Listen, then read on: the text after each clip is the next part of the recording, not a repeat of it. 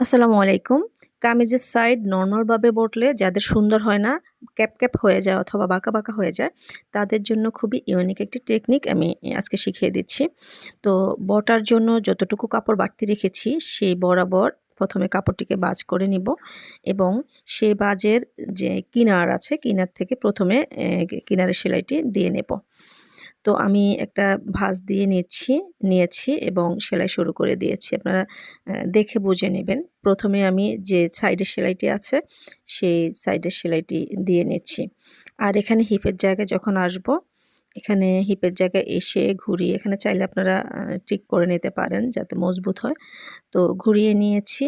ঘুরিয়ে নিয়ে এ প্রান্তকেও একইভাবে ভাঁজ দিয়ে সেলাই করে নিচ্ছি। এই ভাঁজটা হচ্ছে আমরা কামিজ কাটার সময় যতটুকু কাপড় বাড়তি রেখেছি সেই বাড়তি কাপড়টাকে ভাঁজ দিয়ে ১ম এ সাইডের সেলাইটি করে নিয়েছি।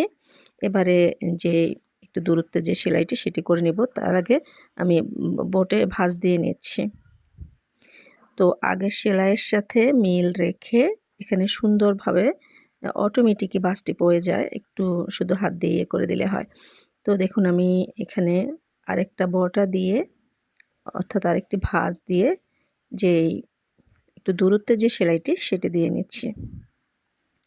এতে করে কামিজের সাইড ফাড়ার সেলাইটি অনেক সুন্দর হবে।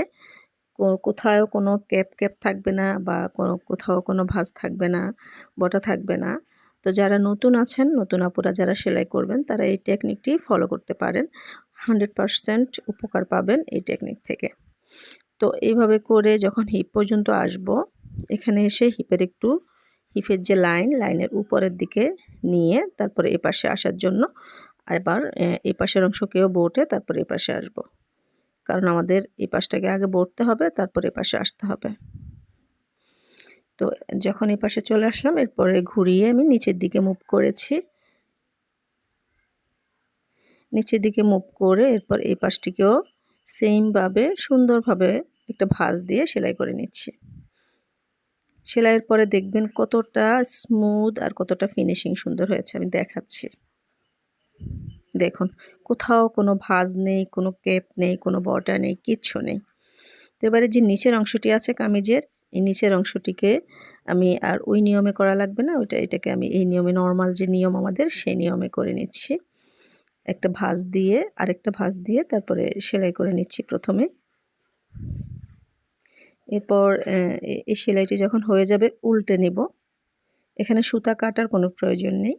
উল্টো করে নিয়ে এরপরে যে কিনারের সেলাইটি আছে সাইডের, সেই কিনারের সেলাইটি দিয়ে নিচ্ছি। আশা করি আপনাদের উপকার হবে।